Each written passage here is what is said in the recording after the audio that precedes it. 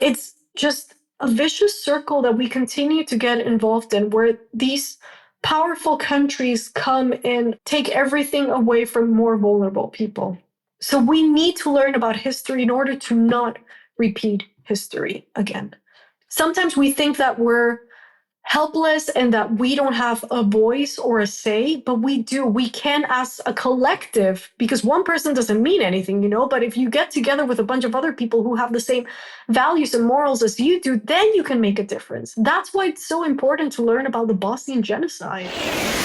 This is the Maverick Show, where you'll meet today's most interesting location-independent entrepreneurs and world travelers, and learn the strategies and tactics they use to succeed. And now, here's your host, Matt Bowles. Hey everybody, it's Matt Bowles. Welcome to the Maverick Show. My guest today is Sibu Szymanowska. She is a global citizen that has been living and traveling around the world since 2005. She is a full-time digital nomad and the creator behind Go Global with Sibu, a brand focused on travel tips, breaking stereotypes, and showing the world through a different lens. She is also the co-founder of The Hybrid Tours, a travel company dedicated to combining recreation and human rights for those interested in leaving a positive mark as a tourist. She has a bachelor's degree in economics and a master's degree in international conflict and human rights. Originally from Costa Rica, she now speaks 5 languages and has been to almost 100 countries. Sibu, welcome to the show. Thank you so much for having me. Very, very excited to be here, especially because I've been a fan of your podcast for a very long time now. Well, I am such a huge fan of what you are up to, and I'm so excited to get into that tonight. But let's just start off by setting the scene, talking about where we are recording from and the fact that we have agreed to make this a virtual wine night, Sibu. I am actually in the Blue Ridge Mountains of Asheville, North Carolina. And I have just opened a red blend from Bordeaux that I'm going to be drinking through this evening. But where are you, Sibu, and what are you drinking? I'm in a little village in the outskirts of Geneva in Switzerland, and I'm having some Prosecco tonight. Amazing. I want to start off just asking you, you've been to more countries than I have. Do you sometimes feature wine experiences in your travels? And if so, what have been some of the most memorable wine experiences that you have had? Off the top of my head, I could think about two that people don't normally think about, or places that people would normally not visit. Lebanon in the Middle East has so much wine, vineyards, everything. And we don't normally think about the Middle East as a place that offers wine. But the one place that I would really like to highlight is Moldova, the least visited country in Europe. I was there 2 summers ago and I had an amazing time. The wine experiences there are absolutely to die for. It's so affordable. It's very off the beaten path. And surprisingly, I got really sick when I was in Moldova, like really, really sick out of nowhere. And I was alone, feeling helpless. I don't speak the local language. I don't speak Romanian. I didn't really know what to do. And people just came out of nowhere to take care of me for 2 weeks. And once I got better, I went off to the wine experience, of course. But it restored my faith in humanity. And I had no idea what to expect. And I was completely by myself. And I just had so many people look after me and take care of me and bring me meds and bring me food. It was incredible, an incredible experience. I'd highly recommend Moldova, not just because people are kind, but because of the wine experiences. That's amazing. Well, first of all, shout out to Lebanon, because if people don't know about Lebanese wines, I will put them on to a Chateau Moussard, which is one of the best wines I have ever had anywhere in the world. And if you go to a wine store, you can ask for a Chateau Moussard from Lebanon. It is an extraordinary experience. But yeah, the whole Bekaa Valley is a wine country. What an incredible, incredible place. So I appreciate you shouting out Lebanon. I've never been to Moldova, though. Lebanon I've been to. Moldova I have not. What is the wine experience like in Moldova? What makes it unique? Well, they have the largest wine cellar in the world, couple million bottles. You have to take a golf cart to go in. It's huge. It's massive. They even have a waterfall made of wine. And so you can just go for the wine tasting experience. You could simply go for the tour. But of course, I went for the full experience. I think it was at a 5-6 meal course with maybe 7 different wines. I couldn't make it past the third one because I got really tipsy, but I did have to prioritize food or wine. Unfortunately, as a foodie, I did prioritize the food, but I still got kind of tipsy. So great experience, though. I'd highly recommend it. Well, I can very much remember people recommending the Moldova wine experience to me back when I was sitting in Mendoza, Argentina, in the wine country, drinking Malbecs on a wine tour with other travelers. And people said, you have to go to Moldova. It's a really unique, really extraordinary wine experience. And so it has been on my list for quite some time. So you've just bumped it back up there, Sibu. So I appreciate that from you. I think I would love to start this conversation tonight by going all the way back, talking a little bit about your background, and maybe just starting with your name, your first and your last name, where your name is from, and maybe by way of doing that, share a little bit about your parents' story and where they're from. Sure. So my mom is from Costa Rica. My dad's originally from Poland. He's Polish American. And my name is a very unique name. I've never met anybody with my name, Sibu, Sibu. And turns out that my parents just wanted something extremely unique, and they spent about 6 months looking for something that nobody else had, and they found it in a local library, in the National Library in Costa Rica in San Jose. And they came across this book about indigenous tribes in Costa Rica, and the one name that really stood out to them was Sibu, which is God that has no gender. And Sibu is the god of all the good and beautiful. And it's the name of a god of an indigenous tribe in Costa Rica. So can you talk then about your experience growing up? I know you grew up mostly in Costa Rica, but you also did spend some time in the United States. Can you share a little bit about your childhood and coming of age experience and what that was like for you? So my dad, he moved to the US as an asylum seeker. He was a refugee from Poland, from communist Poland, and he moved to the US in the 70s. And in the 80s, he met my mom, who went to the US to study English in California. So they just met, went back to Costa Rica, they had me. And then when I was 6 months old, we moved back to California. So I was born in Costa Rica, but we moved to California when I was 6 months old. And we stayed there until I was 5. And then when I was 5, I went back to Costa Rica. But when people ask me where I'm from, I think that's a very loaded question. But to make things easier, I'm originally Costa Rican, but I do think of myself as a global citizen. But if I had to give an answer, it would be Costa Rican Polish American. That's how I see myself. Can you share a little bit then about after you went back to Costa Rica at age 5 or so, you went back to the United States then later on for a short period for middle school, and you were in the United States during the September 11th attacks. And I'm curious if you can just think all the way back to that age.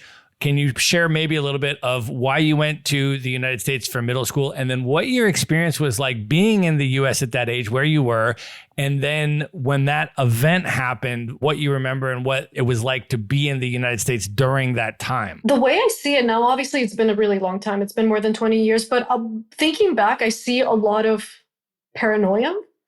That's the way I see it. And so for me to be 12, 13 and all of a sudden have to be going into school drills, attacks, and mind you, I was in the suburbs of Chicago. It's not like I was in the East Coast or anything like that. So that was quite an experience. And also the amount of Islamophobia that was going on, I did not know back then that it was Islamophobia. I mean, I was really young, but the general narrative behind everything that was happening, and the war on terror and how this all started, it was interesting to deal with. I did not feel discriminated against or targeted in any way. Maybe that simply had to do with the fact that I was Polish and Latina, but I cannot imagine what it must have been like for any of my classmates who were actually of Middle Eastern descent. And can you talk a little bit also, when you reflect back now, coming of age between Costa Rica and the United States, how did your interest in world travel and other cultures initially start to develop when you were younger, when you think back? So it's really interesting because people put Costa Rica up on a pedestal, and I completely understand. I do think it's a country that's worth visiting. It's absolutely stunning. And I know that many people are moving there now, whether it's for retirement purposes or as digital nomads. But me personally, I never felt like I fit in. And that's because it's very religious and there's no freedom of religion. And by freedom of religion, I mean that I am not religious per se. I was raised in a very secular environment. And so many people, my classmates, even neighbors, were pretty much against our family because of the way that we were raised. So even as a young girl, even before the age of 10, I already knew that I didn't really fit in Costa Rica. So I was always interested in the world and learning about it. And instead of going out to play, I'd just stay at home and browse over encyclopedias and learn capital city names and rivers, not even knowing that one day I'd be able to visit all of the places that I was looking at on the map. And so as the years went on, I feel like that desire to see the world just started building up. And once I was a teenager, I realized that it was going to be possible, but I needed to make certain moves in order for it to happen. What changes have you seen in Costa Rica from the time that you were growing up there to now, just with regard to the evolution of the tourism industry and everything else? I am a big supporter of the tourism industry. I really am. In terms of sustainable ecological tourism, Costa Rica is doing it right. I really think they are. Kudos to them. I absolutely love that. And I love being Costa Rican. I'm super proud of being Costa Rican and I love what they're doing. However, there's so much gentrification going on. Inflation rates are over the roof. And my family, personally, they have not been to the beach in years. They cannot afford to go to the beach. That's how bad prices are. And maybe, potentially, you can go to the beach for a day, for a little day trip. You can take the bus, etc. But to actually stay there overnight, it's become inaccessible for many low to middle class families in Costa Rica. So it's heartbreaking to see, to be honest. And I'm saying this from my own personal perspective, from my family's perspective. What needs to happen in response to that, in your opinion, Sibu? What can be done? So national parks actually have a really good initiative in place. And if you're listening to this, this is an initiative. This is something, a policy that's been implemented in many different places around the world where nationals pay a certain price to go into an attraction or to go to a national park, while foreigners pay a much higher price. And that is something that I completely agree with. However, I do think there could be more initiatives in place to make sure that locals are getting discounted rates. Maybe the government, instead of giving out tax cuts to foreigners investing in the countries, they could instead give it to businesses who are allowing locals to stay with them for a discounted price, certain subsidies. I do think that it is possible. And of course, I mean, we are Costa Ricans. We know how beautiful our country is. And there's 5 million of us. And many people, I'm sure, are dying to be able to connect with the country and be able to visit it. But unfortunately, that's not the case for most people. So for people that would like to spend time in your amazingly beautiful country and experience Costa Rica, I want to ask you, I guess, a twofold question. One is, what would you recommend about your country? What would you put people on to? How should people experience Costa Rica? And then number two, how can we as travelers be as thoughtful and ethical as possible to leave a positive impact on Costa Rica when visiting? First of all, anywhere, and this doesn't just apply for Costa Rica, this applies to every single place out there. If you really, truly want your money to be well invested, for your dollars to be going to the right places, then I think you should go out of your way. And it does take a little bit of research for you to be able to do local accommodation, local companies, instead of staying in international chains. And it's all about reviews at the end of the day. I don't necessarily need to stay at a Hilton or a Marriott. I mean, the way things are set up right now, you can just go by reviews. Airbnbs, unfortunately, are not helping locals in any way. It's fueling gentrification. It's basically pushing people out of their cities, towns, wherever it is that they live. So I would basically say do research, avoid Airbnbs, and try to travel during shoulder or low season so that you don't have such a big impact on the resources that are in the country. Because don't forget that resources have to be split up not only among the tourists, but also among the people that actually live there. That's one thing. And another thing, if possible, maybe perhaps go a little bit off the beaten path. I understand that there's certain places in the country that everybody wants to see. I know I want to see them too. But I don't know, make a little bit of an effort to go to a place that maybe many people don't go to. There's still quite a lot of places in Costa Rica that people haven't really reached. in such a massive scale. So I think that'd be interesting to see. And I'm sure it'll become popular in a few years like everything else does. But for now, yeah. Are there any particular places or experiences in that spirit that you might put people onto? Let's say some folks are listening to this episode and they're planning a trip to Costa Rica. What direction might you point them in? Costa Rica is a very small country, and at this point, I would say that a lot of the country has been pretty well covered. The only part that doesn't have as much tourist infrastructure and where there's no airport, they're thinking about building one, who knows? I would say the southern Pacific side of the country. That's the most off the beaten path place in Costa Rica. And if you're into hiking and trekking, Cerro Chirripó, which is the highest mountain in the whole of Costa Rica, 3,800 meters, because Costa Rica is so thin, if you manage to get permits, which usually takes about a year, there are only two places in Central America, in Panama and in Costa Rica, where if you hike all the way up and you're lucky and it's not cloudy or overcast, you can actually see both the Caribbean, in this case, the Atlantic and the Pacific at the same time if you make it all the way to the summit. That is wild. Amazing. Well, Sibu, I want to talk about your travel journey. You have been traveling the world and living in very different places around the world since 2005. Can you share a little bit about your experience leaving Costa Rica then when you were 17 years old and talk about where you went and why you went there? So I had the opportunity to go to China to do my bachelor's degree. And the reason this happened was because my parents are divorced. And so the agreement that they had was my father pays for our education and my mother pays for everything else. And my father did not want us to study anywhere in Latin America. So the obvious choice would have been the US. However, he couldn't afford the US, and I completely understand why.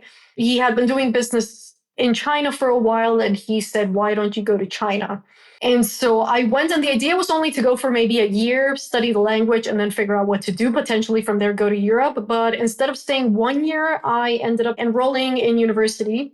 This was my choice. And I ended up staying 7 years in China, from the ages of 17 to 24. Can you talk, first of all, about the university experience? You arriving from Costa Rica to China, what were some of your first impressions about China? And then what was that university experience like? So it was crazy because I was just dropped off. I had no phone on me, no computer, no dictionary, no nothing. I was just dropped off in my dorm. Okay, here you go. Let's hope for the best. And that was it. And on the way there, I remember clearly that I'd seen either a KFC or a McDonald's, and it was maybe about 2 kilometers away. And I was like, okay, well, I see something I recognize. And so I thought to myself, okay, I'm just going to walk 2 kilometers to have meals, something that I could potentially understand, because we're talking 2005, 2006. No smartphones. I wasn't even given a dictionary. I did not speak the language in any way. It was a wild, wild west. I had no idea how to even get started. I couldn't go anywhere, order anything without even knowing what I was ordering. Yeah, it was rough. And before I moved to China, I was pretty useless. I did not know how to do laundry or even boil water. That's how minimal my life exposure had been, because obviously I'd been at home and my parents had been taking care of me. And so I was basically forced to grow up at a very, very quick rate once I moved to China. And what was the university experience like when you got there and you met your other classmates? Where were people from? What was that experience like? It was fascinating. I like to think that my school in Costa Rica and the middle school that I went to in the US before I went to China, I thought they were diverse. But once I got to China, I realized that did not in any way compare to the diversity that was in China. The funny thing is that many people go and study in China for the same reason that I did, basically, because there are people who want to study abroad. They cannot afford to study in Europe or in the US, so they basically end up going to China. And if you do your research, there are plenty of prestigious universities where you can get degrees that are 100% recognized all over the world. So I got my degree in economics, and not once have I ever had any problems with that degree. So it's definitely possible. And all I was doing was paying $3,000 per year for that experience. And people were from all over the world, truly all over the world. countries that I'd never even heard of in Africa. One of my best friends is from Djibouti. I was like, what is Djibouti? Every corner of Asia, Europe, Latin America as well. It was extremely, extremely diverse. And I'm very, very grateful for that. But not only diverse in terms of nationalities, but also diverse in terms of religion, which is not something I'd been exposed to before. Can you also talk about the dynamics of the technological isolation that you started to observe there as well? Because it seems like on the one hand, you had people from all over the world that were from all different cultures and had all different perspectives to share. So you were exposed to a lot of new and different things. And at the same time, I'm curious about how the isolation from the rest of the world also came into play and dovetailed with your experience. So we were cut off from the world. We were basically cut off from the world. We lived in a bubble. So things were kind of accessible at the beginning. And then once protests started in Tibet and then the following year in Xinjiang, that's when they basically put up a bunch of firewalls and just cut everything off. So Facebook, Skype, which is what we used, me and every single one of my classmates, obviously we needed to stay in touch with our families. Skype was our main way of reaching out to them. So once they cut off Skype, that was pretty difficult. And we'd go months without speaking to any of our family members. So for my mother, it was quite disconcerting to not know if I was all right or not. And this was before Gmail, emails every now and then. But yeah, we were completely cut off from the world. It was rough. Well, you ended up learning fluent Mandarin. Can you talk a little bit about that process and the overall sort of cultural acclimation and immersion and the way that you approached that? We have smartphones now, and that means that we've become lazy when it comes to languages. But back then, 2005, 2006, if I wanted to be able to survive, I needed to learn the language. It was that simple. So I don't know if it's due to maybe my brains, maybe the situation I was in, maybe a combination of both. But within 3 months of me starting to learn Chinese, I was already able to communicate in Chinese. And right around that time, there were lots of trade fairs in the city I was in Guangzhou, because it's one of the biggest cities in the world that holds trade fairs. So if you see anything that's made in China, chances are it comes from the province that I was living in. Tons of trade fairs. And so I was invited to one of the trade fairs, and there were a lot of Latino entrepreneurs, businessmen who wanted to start buying their products from China and start manufacturing them themselves instead of actually going through third parties. And I just got hired as an interpreter. So basically, me with my level of Chinese, which was just communicating, right? I couldn't even speak it fluently then. I was hired to work as an English, Spanish, Chinese interpreter. And of course, that completely catapulted my Chinese and made it a lot better. I don't think it would have been that good had it not been for the fact that I was basically skipping class to be able to go and work as an interpreter. And that was absolutely fascinating because every single client that I worked for was a whole different world. Can you also talk about your experiences traveling around China, where you went and what some of those experiences were like and the impact it had on you? China, even now, it's still quite a difficult country to navigate, but obviously once you speak the language, it becomes easier, and there's so much to see and do, and it can be quite a bit of a cultural shock. But I think whether or not you are interested in China or not, I do think that it's a country that is worth visiting at least once in your life. If you don't want to go back again, I completely understand, but I do think it's fascinating. It's just completely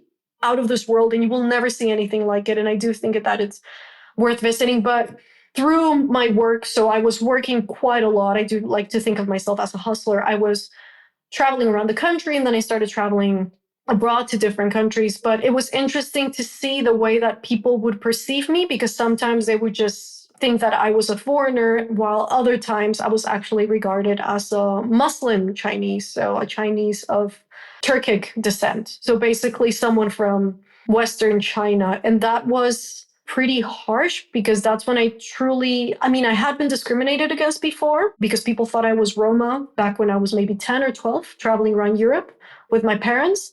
But this was a whole different level of discrimination that I'd never faced before. And I think a lot of it is due to ignorance. Can you provide some context just for people that may not be familiar with the human rights abuses targeted against the Uyghur Muslim community in China? Just share a little bit of that context and then how that spillover ended up affecting you in the way that you're describing. Of course. So there are more than 50 ethnic groups in China. And basically, if you meet a Chinese person, chances are that they're from the Han ethnic group. So the main ethnic group, which comprises, I think, around 90% of the whole country. There are, however, the other 10% is comprised of smaller ethnic groups who have their own religion, their own language. And in some cases, they look different. And that's why people thought I was actually one of them. Because if you go to Western China, if you meet an Uyghur, they do look quite different from the rest of what the population and from what we perceive as the typical Chinese looking person. But China, unfortunately, the Communist Party in itself, if you want to belong to the Communist Party, you cannot have any religious affiliation, which means that you are obviously, if you're an Uyghur, for example, or you're a Tibetan, you're in no way represented from a government level. And China has been trying to shut down Uyghurs for years over a decade now, if I'm not mistaken. That's been actively happening for about 15 years now. And we do not hear a lot about this on mainstream media. But if you look up products that are made by Uyghur slaves, you'll find that many of our laptops, phones, etc., actually have slave labor from the Uyghurs. There's no way of escaping this, unfortunately, as a consumer. Sibu, I'm curious if you can talk about the experiences that you had working in China, as well as your entrepreneurial journey, starting businesses in China. Can you share a little bit about that part of your life over those 7 years that you were there? China, I would say, was a love-hate relationship, and hate because of the experiences I just mentioned. Love, because I don't think I would have had as many opportunities anywhere else in the world as I had in China. I mean, the fact that I was 17 and I was already working as an interpreter without any kind of qualifications was absolutely wild. So through these clients that I started getting when I was 17, by the time I was 19, the demand was so high that people were approaching me and they were like, look, we don't want to go to China anymore. We'd rather have you. We know you. We trust you. We'd rather have you on the ground, do everything for us. And so that's how it came. So with no money whatsoever, no startup capital, with someone that I knew, I just decided to start an exporting company. So basically people could approach us with different products that they wanted to buy in China, ideally a container worth of products, and we'd be able to ship it to them. And we never dealt with any food products or chemicals because that's just too risky. Can you share your recommendations for people that would like to visit mainland China? For example, I have been only to Hong Kong and Macau. I have not yet been to mainland China, which I feel like is pretty insane because almost 20% of the population of Earth lives in mainland China, and I haven't been there, which is crazy. So it's super high on my list. I feel like China deserves a lot of my time. I really would like to go for an extended period of time and experience different parts of China. So for people like me that haven't been and would like to go, what would you put people on to? How would you recommend experiencing China? So Hong Kong and Macau, seeing as they were colonized, they're completely different from the rest of mainland China. And so when I think of Hong Kong and Macau, for me, they're two completely different nations. I do not regard them as China at all. It's quite different. People think that they are not, but they really are. But China, I mean, it's just so big, so incredibly big. I mean, you could start off with the easy stuff, Shanghai, Xi'an, the terracotta soldiers, and Beijing, but you could easily spend a week going around Beijing with all the different things that there are to do. Even me, I spent 7 years there, and there's still places that I haven't had the chance to visit. If you had a little bit more time, I'd go to Guilin, which is in the southern part of China, and one of the bills features some of the mountains there. Then Tibet, you need a special permit for, which is a little bit more difficult. However, if you do not want to get the permit, you could also go to Yunnan, which has a lot of Tibetan influence that I would highly recommend. And if anybody's listening to this, I'll live vicariously through you because there's an ice city in the northern part of China in Heilongjiang that I've been dying to go to for years and I never went, and I want to hit myself so hard for not going. So please, somebody go for me, take pictures, tag me, because I am dying to go. I need to go back just to do that. Tibet, of course. And if you have a little bit more time, if you cannot go to Mongolia proper, I would suggest going to Inner Mongolia. Is that the Harbin Ice Festival? Yes. Sibu? I have seen pictures of this. For people that have never heard of this, just do a Google image search. Just type in Harbin Ice Festival and do the image search. It is one of the most unbelievable things I have ever seen pictures of. And that is one of the many things that is super high on my list about mainland China. I mean, I think one of the reasons I never went is because I was not courageous enough to go out of my way to buy all the necessary clothing to be able to make it up there, because it is cold, cold, cold. We're talking minus 30, minus 40 Celsius. So, Sibu, reflecting back on that 7-year period of your life being based in China, what impact do you think that had on you, and how did that experience shape your future trajectory? I feel like I became an adult in China. That's where I feel like I really grew up, because up until the point where we're still in our parents' home, like we're guarded by our parents, right? But once you leave your parents' home, you're forced to grow up. And when I think about China, it's the place where I grew up. I grew up to become the adult that I am today.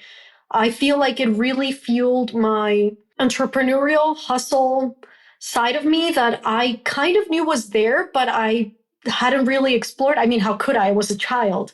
But I was forced to explore it because I didn't have the resources to be able to make a living, right? So unfortunately, I moved to China, and within the first year of me moving there, my father couldn't afford for me to be there anymore. And that's why I had to work so hard to be able to cover all of my expenses. So I was doing a lot to be able to just sustain myself. So that was a lot from such a young perspective, but I am incredibly, incredibly grateful for the experience. And I think part of it also fueled and slowly started awakening that passion that I have for human rights right now, because of the negative experiences that I went through, but also because I was in such a diverse community. It made me realize, okay, sure, different background, different upraising, different language, different culture, but so what? Like, doesn't that make our lives that much richer to be able to share that with each other?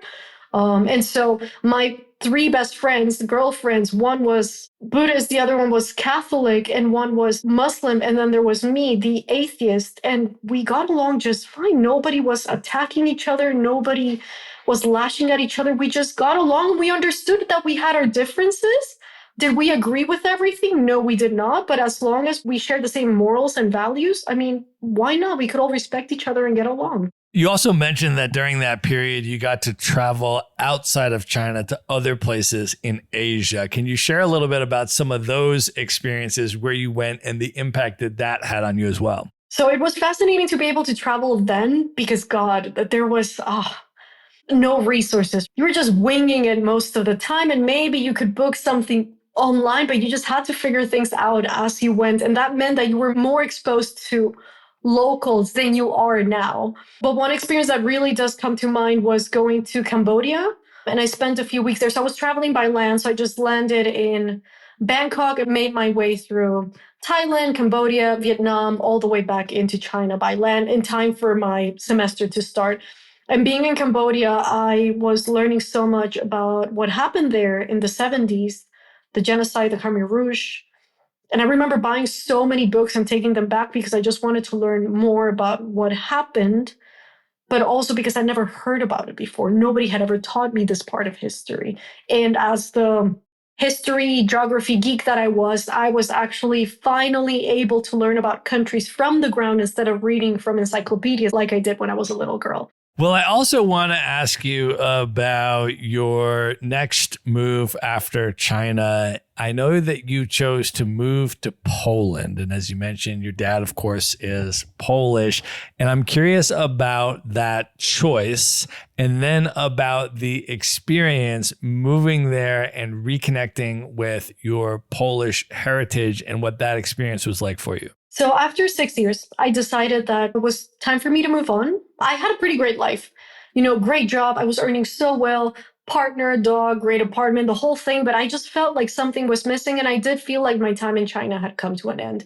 So I just saved up for a year. And by the end of the 7th year, I was like, okay, I'm done.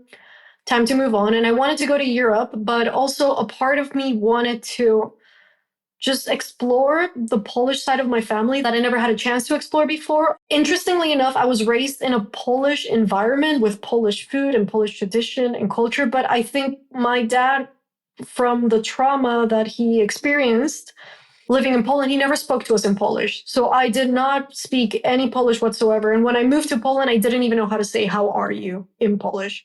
So I was basically starting from scratch. Curiously enough, my last name is extremely Polish, and yet I couldn't speak a word of it. Despite the fact the diaspora in other parts of the world, like Polish, are very proud.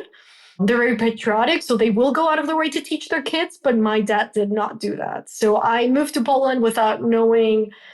Yeah, sure, I was familiar with the culture and everything else, and I'd visited as a child, but I was not familiar with the language at all. And Polish, let me tell you, is one of the most difficult languages in the world. And now that I speak Polish, I think it was even harder to learn than Chinese. I'm not joking. Well, Sibu, I will tell you this. My business partner is from Poland, as is his wife, who is a very good friend of mine. I have many Polish friends, and I have not yet been to Poland. And so it is super high on my list also. And I'm wondering if you can share for me and others who are listening who may not yet have been to Poland, what would you put people onto and recommend in terms of experiencing Poland? Honestly, Poland is stunning, and I would highly, highly recommend it. I think it even has a desert. People don't know about these things, and it's much more affordable than Western Europe. I mean, prices are starting to go up, but I think it's an incredible experience. And let me tell you, Polish food, because people just assume it's all pork and potatoes. There is so much more than that, but you need to know. You need to know where to go and what to eat. But if there's one city, it's one of my favorite cities in the world, a completely unpronounceable city called Wrocław, in German, Breslau. If you try to read it, it looks like Wrocław, Wroclaw. That city I would highly, highly recommend. It's like walking into a postcard. It is so freakishly beautiful. It was voted European Capital of Culture back in 2016. So even though it's quite small and nowhere near as well known as Gdańsk, Warsaw, or Krakow, I would highly recommend you visit. I'm actually going back in a few weeks. I travel full time, but there are always 2 stops that I make every single year if I'm in Europe: Berlin and Wrocław, because it just feels like home. Would I live there again? I would not. I lived there for a year, but I loved it. And I still go back every single year because it holds a really dear place in my heart. So after spending 2 years in Poland, learning the language, reconnecting with your Polish heritage, can you talk about the impact of all of that it had on you, that it had on your identity and so forth? My dad's family is all still in Poland. It's just him. He was the only one that left. So yes, did I know them? I did, but I was never actually able to speak to any of them growing up. And it's not like Polish is an easy language that's easy to pick up, or that it's popular and you can just pick up from a TV show or something like that. Did I know my family? Yes, but I felt completely disconnected from them. So for me to be able to actually speak to them and get to know them, like really get to know them and actually engage in conversations without having my father to be there to translate everything for me, it was great. And I feel like I said before, would I live in Poland? I would not, but I am so happy I made that decision to connect with that part of my family. I'm really, really grateful for it. And like I said, Poland holds a really dear place in my heart, and I go back every single year to visit, to hang out with friends, family, and to eat. Well, I know another significant part of your journey was when you ended up spending time in Nicaragua. And I'm wondering if you can take us just on your journey from Poland. What eventually led you to Nicaragua? What were you doing there? And what was your path to getting there? So after living 2 years in Poland, I decided on a whim that I was going to go to London and move there. This was before Brexit, so it was quite easy. Being a Polish passport holder, it was quite easy for me to just move there. And so I did, and I was there for about almost 2 years, but it was not satisfying in any way.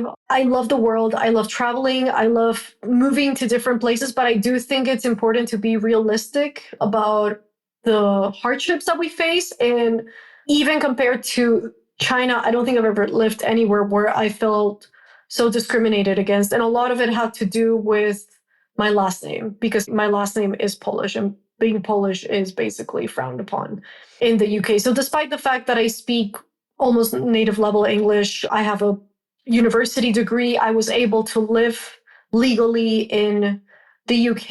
It was quite difficult for me to be there. And so while I was there, I was feeling very lost, but part of feeling lost also led me to actually realize that I could actually pursue a career in human rights, which is something that I had not been aware of before until I moved to the UK. And in 2015, I found this program. At the moment, they were looking for people to lead projects in Tanzania and Nicaragua. And I applied thinking that I wanted to go to Tanzania because I'd never been to Tanzania. But instead, of course, because I speak native level Spanish, I was chosen to go to Nicaragua, and I was there for almost 9 months. And it was a life-changing experience. And the funny thing about Nicaragua is that a lot of people don't know this. It's the second poorest country after Haiti in the Western Hemisphere. And so a lot of people from Nicaragua migrate illegally to Costa Rica. So the same situation that Mexico and the US have, we also have it with Nicaragua. And so Nicaraguans are very disliked by Costa Rican society. And so for me to be able to be there and see everything from the other side of the border was absolutely fascinating as a Costa Rican, because we've been fed all these stereotypes and lies about how Nicaraguans are, when in reality, once you go there, you realize that people are just going through hardships and they're trying to make the most of the situation that they're in. Can you talk a little bit about the project that you were working on in Nicaragua, how long you were there, and what that experience was like for you? So I was working for a nonprofit in a small village in a very remote part of Nicaragua, population 400, 4 churches, because that's the main source of entertainment in the village. 4 churches spread around the village. We call it the community. And I was there with 2 different groups, actually, of around 15 volunteers each. And we were working in water, sanitation, and health projects. Now, when it comes to volunteering, I don't think there's any type of volunteering that's 100% ethical, unfortunately. However, I do have to say that the project that we were working on in terms of sustainability and long-term impact was really, really good, because instead of focusing on infrastructure, which is what most projects focus on when it comes to volunteering, building schools and bridges and whatnot. I mean, I'm not qualified. I don't work in construction. I'm not an architect and I'm not an engineer. Why should I be sent all the way to Nicaragua from the UK to work on that when locals could just be hired to do that? But instead, we were doing awareness raising, which is working on behavioral changes, which is not really something that you can measure. And that's what made it so difficult, because the people that I was working with, they wanted results, they wanted quantifiable results. How do you measure how many people you're impacting when it comes to behavioral changes? You simply cannot. These are long-term changes that are going to be happening over a matter of years. So it was an incredible project. It was sustainable in a way because we were working with different parts of the community. We were working with the mothers, the heads of each household. We were working together with the children, and we were working together with the teachers. So we were impacting the community from 3 different ways. And I had the opportunity to go back to Nicaragua in 2018 on my own, completely on my own. And I teared up when I went back, because you could see the changes. You could actually see the behavioral changes. Like, you couldn't see them then, but you could see them a few years later.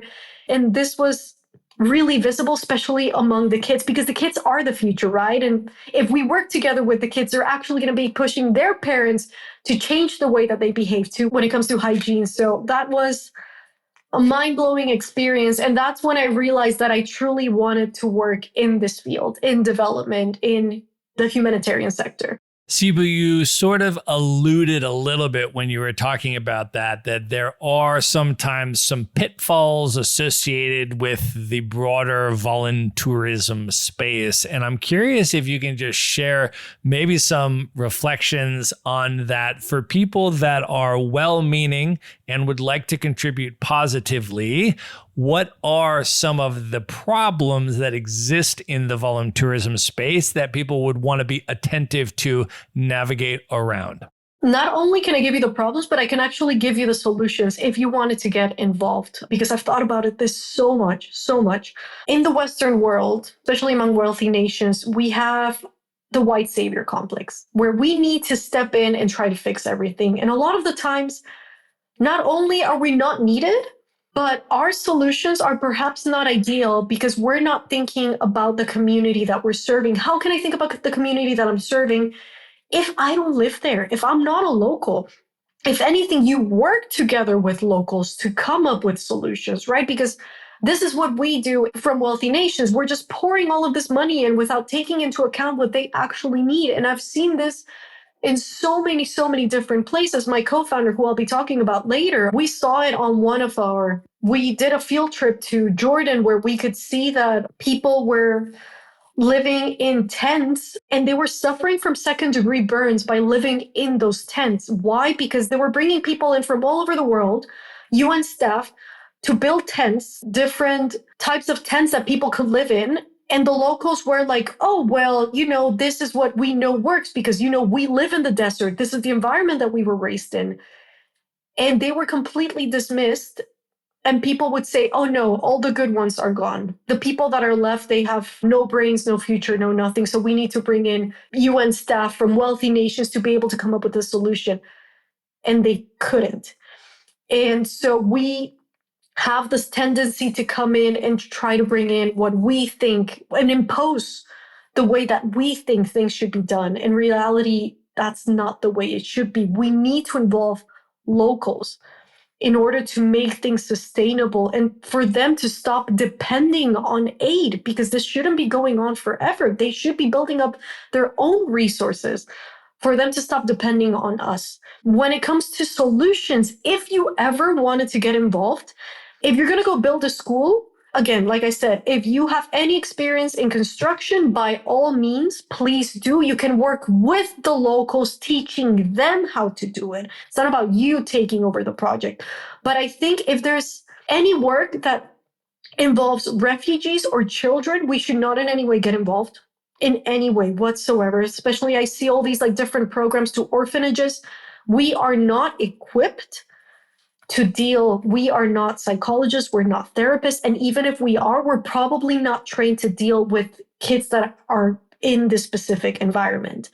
And if you wanted to help, for example, if you're a web developer, if you work in social media, any skills that you think you could pass on to other people, that's how you're going to make it sustainable. Pass on your skills. It's not just about you going somewhere and feeling good about yourself. You want to make a proper impact, go and teach your skills to others. You know how to make websites? By all means, go somewhere, volunteer, teach them how to make websites, and then leave so they can make their websites on their own. This is just an example, but this is what I mean. Well, after you spent those 9 months in Nicaragua, I know that you then ended up moving to Berlin. And I'm curious if you can share a little bit about that transition from Nicaragua to Berlin and what that experience was like. I experienced culture shock. Reverse culture shock. I had been living in a village where I didn't really need much. And I felt so content. And I was so happy doing something that felt worthwhile. And so for me to go back to Europe and be in this shallow, superficial environment where all people cared about was money and how they looked and where they were going to go that weekend, that was pretty intense to me. And that's the reason why I decided not to go back to London after my experience in Nicaragua. But I'm fascinated by languages, and German, I know many people do not like it, but I think it's an amazing language and I think it's sexy. I know, kill me. But I always wanted to learn German. Always. So I was like, you know what? It's time. So I left London, and again, passport privilege.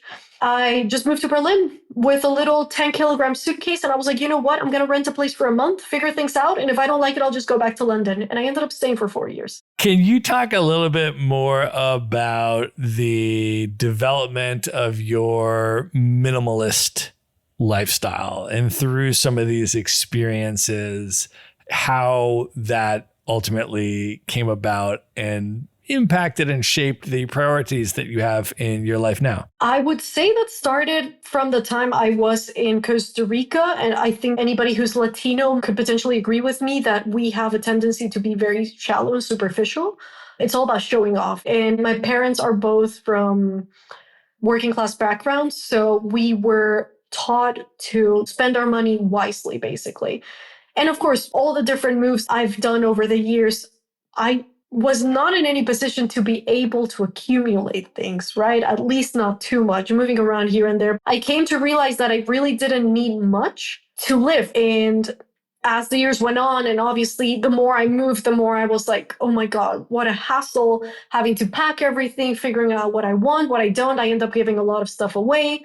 And I've probably had over 25, 30 actual permanent addresses. God knows how many like temporary ones over the years. And it's such a hassle. It's such a hassle. And so by the time I made it to Berlin, that just completely solidified my minimalism, because Berlin is very, very eco-friendly. It's all about recycling and reusing stuff. So I felt like I was in the space I needed to be in. So all of a sudden I'm attending clothing swap events, and I no longer need to buy clothes. All I'm buying are shoes and underwear, of course, because we have to buy our own underwear, of course.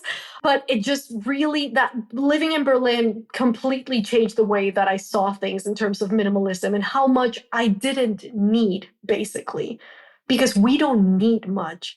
And now that I'm a full-time traveler, I mean, I travel out of 2 backpacks, basically, a carry-on and a smaller backpack and a personal item.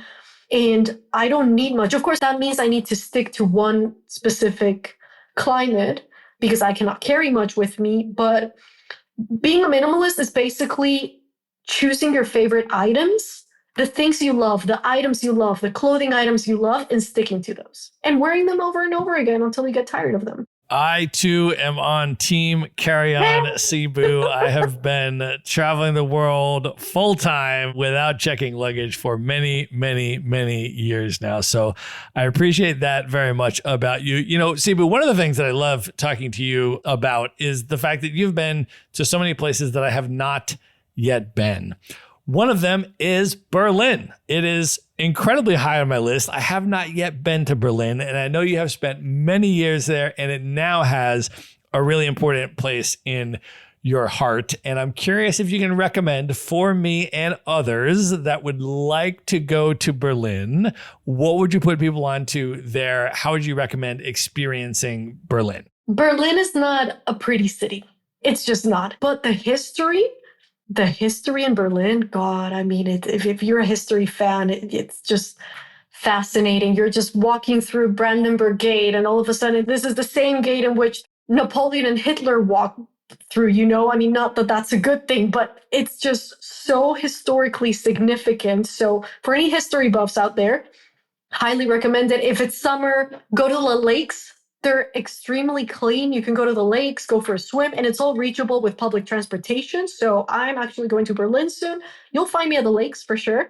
If not, grab a drink at one of the Spätis, which are the little grocery shops that are all around the city. Get yourself a drink and go sit by the river, because you're allowed to drink outdoors, especially during summer, and just go and chill with your friends, chill at a park. If you're there on a Sunday, there's a karaoke that happens around 4 or 5 months of the year during the warmer months, and you can just go sit. You don't have to sing. It's just the environment is amazing. You just sit down with a drink, because there are people selling drinks, and you just sit down and sing with the crowd and everybody, people from all backgrounds, ages, ethnicities. It doesn't matter. Everybody gets together and sings in the middle of a park. And of course, there's the typical touristy things, but those are the more off the beaten path, more local things that I would highly recommend. And if you're listening this and you want to go to Berlin, I have a map that you can find on my website where I have pinned more than 50 or 60 restaurants that I would highly, highly recommend you go to, because all I did in Berlin, instead of going out partying and doing techno clubs, I was eating. So please, Berlin, best foodie city in the world, in my opinion.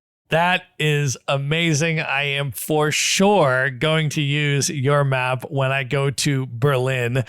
Sibu, I know another thing that happened while you were based in Berlin is that you decided that you were going to get a master's degree, which is incredibly similar sounding to the master's degree that I hold, which is one of the things that you and I initially connected on. I have a master's degree in international peace and conflict resolution.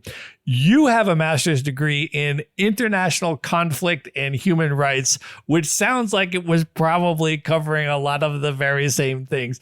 Can you share a little bit, maybe just rewind the tape a little bit and reflect on what led up to your consciousness and your passion for human rights and geopolitics and ultimately your decision to move forward and do that master's degree? So by the time I decided to do the master's degree, I'd already been out of school for 7 years. So for anybody listening to this, it's hard. You have a full-time job, you're earning a certain amount of money, and then all of a sudden to decrease your earnings to go back to school, it's a big, big choice you need to make. But it was something that I felt that I needed to do because despite the fact that I was so passionate about human rights and geopolitics, I felt like I needed something that had a little bit more substance. So I wanted to learn from researchers, academics, people actually working on the ground. And that's why I decided to do a master's degree. And the funny thing is I did it in the UK. Even though I was living in Germany, I found a hybrid program. And it was really beneficial to me because I was not willing to move back to the UK, but I also couldn't find any degrees that I liked in Berlin. And so this was the perfect solution for me. And the people that I met were fascinating, but not only that, it was very encouraging to see that the youngest person joining our program was maybe 22, 23, and the most mature one was probably in their 60s. So it was a very, very diverse crowd. Can you talk about your experience meeting your amazing business partner, Hira, who is also doing incredible work? She and I have been in touch, and she is really an extraordinary person. Can you talk about meeting her in that context, and then how both of your travels and passions for human rights ultimately led to this business partnership? So Hira was one of my classmates, and I remember feeling intimidated by her, and turns out she was also intimidated by me. So that's a great way to connect. But Hira, we didn't really speak much at first. And then we went to Jordan together as part of a university trip. And this is where we actually visited Azraq, which is the second largest Syrian refugee camp. And this is where we actually were able to encounter these different prototypes of tents that people were trying to come up with, trying to cater to the local population, and they couldn't come up with a proper solution. And so Hira was furious. I remember that clearly because she was like, you're not including refugees as part of your solutions. I mean, you're making all the decisions for them. Why aren't they being included in the solution making process? So we visited that Syrian refugee camp. We also visited a Palestinian refugee camp, and to be able to see everything from the ground and to see people that had been basically displaced for decades, for generations at a time. You know about it, but you don't really understand how serious this is until you're actually there on the ground experiencing it yourself. So that was the first time we actually were able to properly interact with each other. And then a couple of months later, this was in 2019, Hira had a lot of connections in Bosnia, and she decided to organize a group trip through her nonprofit. By then, she'd already set up her nonprofit, which is called Our World 2, and it is a nonprofit dedicated to changing and reshaping the narratives behind refugees, which I believe is incredibly important. And she was organizing a trip to Bosnia, and even though I wasn't particularly close to her, I was invited.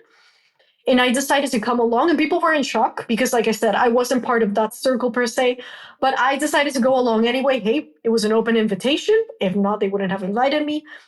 And I went, and it was truly a life-changing trip because thanks to the way Hira organized everything, sure, we were sightseeing and visiting all of the beautiful sites that Bosnia and Herzegovina has to offer, but we were also meeting with different characters, different people, day to day, people that had lived through history, people that had been previously displaced, genocide survivors, activists, former refugees, people who were actually able to tell us about what was happening on the ground. And so to be able to learn from people from the ground about what was happening and their experiences, that was life-changing to me, because it wasn't just us getting shown around by a guide who was telling us about a history. No, we were talking to people who had lived through this history and who were telling us about their perspectives and their narratives. And that was completely life-changing for me. And as someone who's, again, extremely passionate about learning around the world, for me to be able to learn from people and no longer learn from books,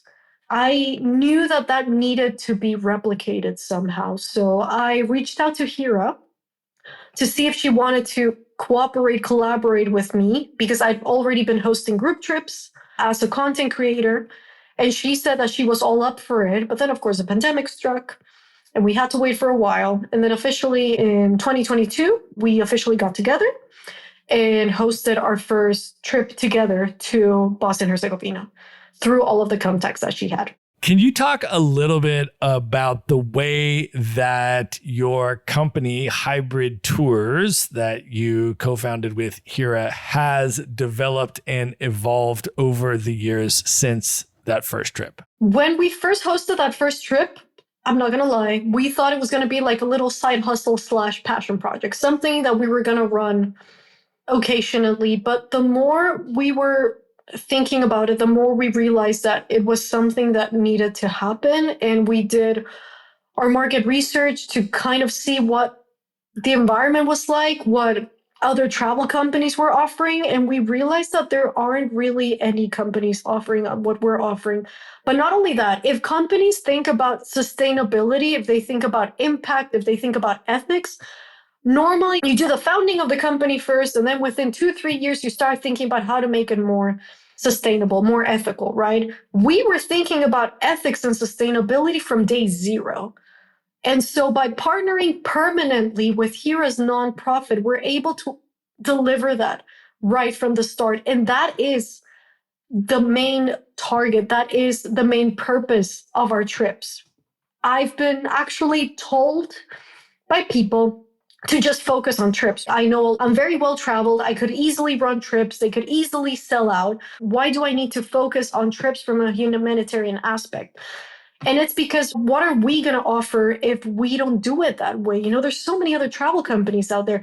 It's not even about competing with them. How am I going to niche down? How are our products and our services any different from what other companies are offering? And honestly, as someone who has been involved in the humanitarian field since 2014, 2015, I'm not going to lie, it's been incredibly difficult for me to gain employment in this field, despite the fact that I speak so many languages and I have a couple of degrees, certificates, etc. I realized that I wasn't going to be making a proper impact that way.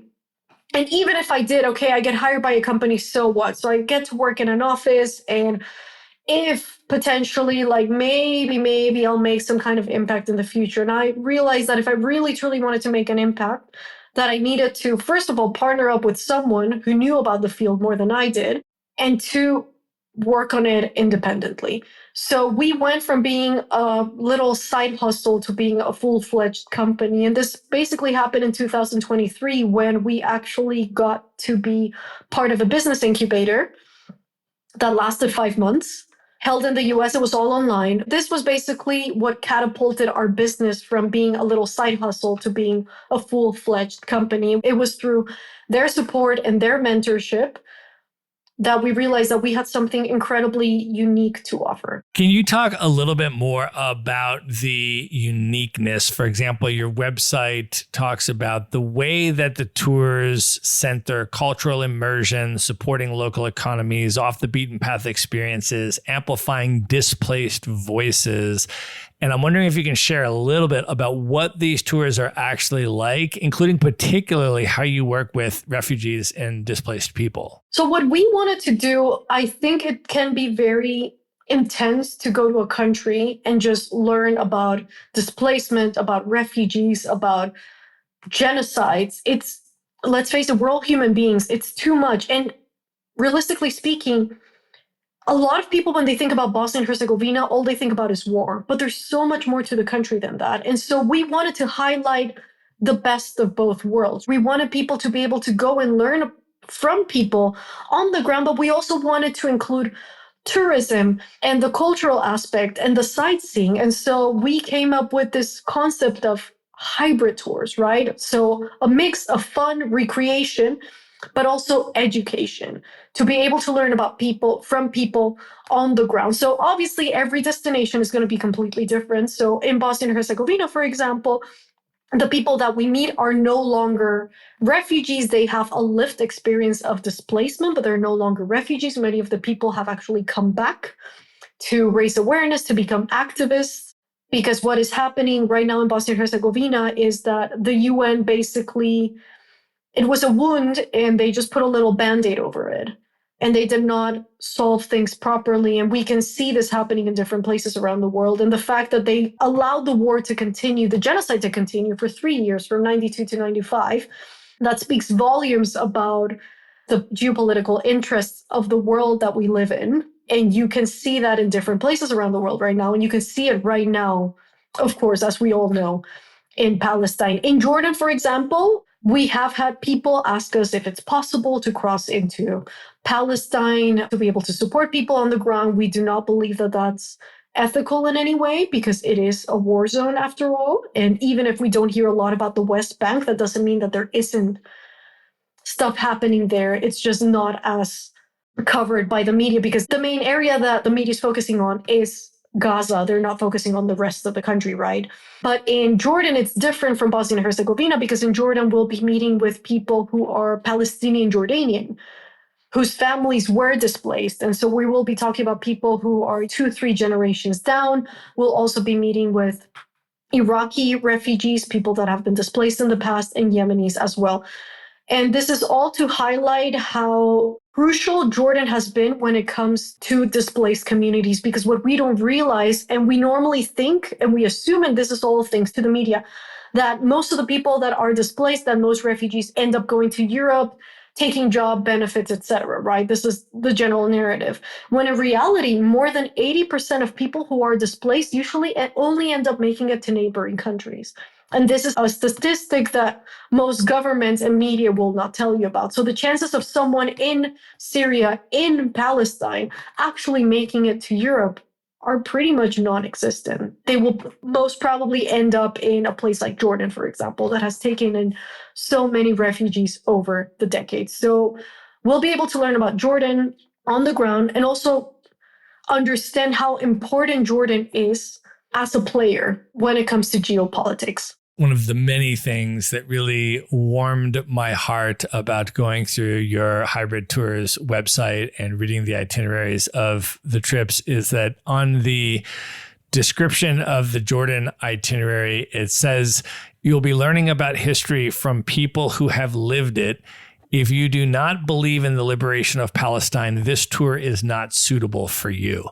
That warmed my heart so much that you put that out front, and you are so clear about that up front. And I'm curious, since you obviously do that very intentionally, what kind of people are you attracting onto these trips? Can you share a little bit about who comes on these trips to Jordan, for example, and then a little bit more about the itinerary, about what that experience is like in Jordan? The interesting thing is that when we first started, we actually had an application form in place, but we realized that that was turning a lot of people away because they thought that maybe the requirements were really high.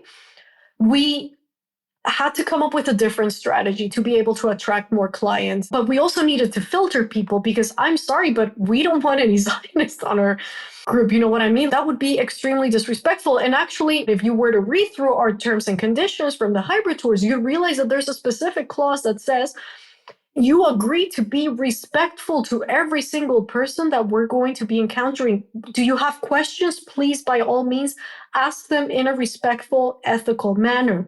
But if you're going to be attacking people that we're working with, and these are very, very vulnerable people, you're getting kicked out. And if we're losing money in the process, we do not care. They're our priority. You're here to learn with us. But the important thing is for them to be respected. It was interesting because we've had a lot of people go through our website and they're like, oh, well, this is interesting, but I don't really want to do that much learning in a trip. That's completely fine. That means that you're not our target audience. I completely respect that. If you're looking for a trip in which all you'll do is take Instagram shots and, go around the country, by all means, be my guest. That's completely fine. But if you're looking to learn a lot more about a country in a way that you've never done before, then yes, choosing a hybrid tour would be an excellent thing to do because you'll be learning from people on the ground. It's not just that we're helping you gain exposure to the typical, oh, you're going to Egypt, you're going to be meeting up with one guide. That one guide is the one person you're going to get to interact with and get to know everything about the country with. No, you'll be meeting different people throughout the trip, people that you'll be able to ask questions to, and people that you'll get to hear more about the country from. And you've been to the Arab world as well. And I think there are so many misconceptions behind the Arab world. And I know this because I'm a content creator and I see it on my content all the time. Terrorists, murderers, pedophiles, people who don't respect women's rights, all of that could not be further away from the truth. By going to Jordan, I feel like Jordan is the perfect gateway into the Middle East. Not the UAE, because Dubai, Abu Dhabi, that's like a little playground, right? But if you really, really want to learn more about the Middle East, Jordan is the best way to start. And we will be expanding to other places in the future, but for now, we're focusing specifically on Jordan. Well, I also want to ask you a little bit more about the Bosnia trip. I have spent a couple months in the Balkans and I've been to Mostar and I have a sense of that history, but like I was reading through your itinerary and I was just completely blown away. One of the things that you do in Mostar is actually meet with the president of the Association of Former Prison Camp Inmates. And I want to ask you maybe if you can share a little bit about that as an example about that particular experience. But the other thing that your website says on this trip itinerary, it says, with fascism and right-wing parties once again gaining ground in Europe, it is now more important than ever to learn about the Bosnian genocide. So I'm wondering if you can share a little bit about those experiences and then also what lessons we can take from the Bosnian genocide for today. The interesting thing about the hybrid tours is that every time you come on a tour, we'll be meeting with different people. We'll be meeting with completely different people every single time. So every time we go to Bosnia, we do not know who we're meeting up with. It all depends on availability. And we also want to make it as diverse as possible. And we want to use our trips as a platform. It's not that these people in Bosnia and Herzegovina don't have a voice. It's that these are voices that are rarely heard. So by using our trips, we're giving them an additional platform for them to reach travelers that they would otherwise never, ever in their wildest dreams reach. So you were talking about this man that we met. He was actually in a concentration camp for more than a year. We're talking about the 90s. 90s. This was nothing 30 years ago. Imagine meeting someone who was in a concentration camp in the 90s. He was in his early 20s when this happened. He's now in his 50s. So for us to be able to meet with him, and he was telling us about his experience and how he was imprisoned and then working in labor camps and the hardships that he went through. I mean, these are stories that are rarely heard in the Western world, in the Western media that is predominantly what we are used to hearing. This time around, we met with someone new, for example, and this man had served in the army from the ages of 19 to 22. He was now in his 50s. We went to a bar over shisha, had tea, coffee, beer, wine, what people ordered, whatever they wanted. And we were just basically talking to another person about his experiences on the ground and how it was like for him to be living through the Bosnian War in the 90s as a 19-year-old. And we just want to be able to highlight those stories, because they're rarely heard. They're truly, truly rarely heard. And that's the beauty of what Heroes Organization, the organization that I've partnered up with, or World 2 does. She brings up these narratives to light. But when it comes to the Bosnian genocide, you talk to people, and sometimes I'll have people ask me on social media, why do you keep bringing this up? It happened 30 years ago. Like, what does it matter? It matters because we continue to make the same mistakes as humanity over and over again. Haven't we learned anything? We're allowing our governments to continue to perpetrate these horrible, horrible acts against innocent people. We haven't learned a thing. And the problem is, if you just brush it under the rug, which is what basically happened in Bosnia and Herzegovina, they were just, put a little band-aid, it happened, it's okay, let's move on. No, that's not the way things should have been dealt with. And we're seeing it now. Again, it's been 9-10 months already? Are we going to be learning about this in history books 20-30 years from now and think, we should have done something about it, we didn't the world do something, wasn't the world outraged? And we've seen, I wasn't alive then, but I've seen pictures of people protesting against the war in Vietnam. I've seen pictures of people protesting, of course I was alive then, against the war in Iraq. It's just a vicious circle that we continue to get involved in, where these powerful countries come and take everything away from more vulnerable people. So we need to learn about history in order to not repeat history again. Sometimes we think that we're helpless and that we don't have a voice or a say, but we do. We can, as a collective, because one person doesn't mean anything, but if you get together with a bunch of other people who have the same values and morals as you do, then you can make a difference. That's why it's so important to learn about the Bosnian genocide. Yeah, I appreciate that so much about both you and Hira and what you're doing and how prominently you center the genocide of the Palestinians contemporarily and how you build all of these historical connections and everything else and all of the work that you do. I think it's so important. So I appreciate you both so much for doing that. All right, we're going to pause here and call that the end of part 1. For direct links to everything we have discussed in this interview, just head over to the show notes at themaverickshow.com.